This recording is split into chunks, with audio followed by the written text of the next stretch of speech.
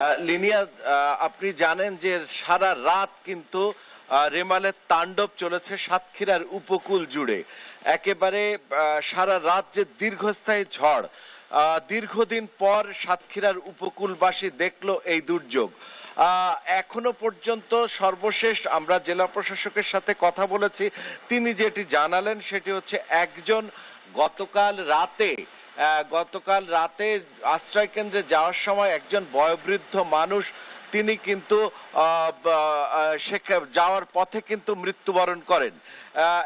তিনি পড়ে যেয়ে আঘাতপ্রাপ্ত হয়ে মৃত্যুবরণ করেন।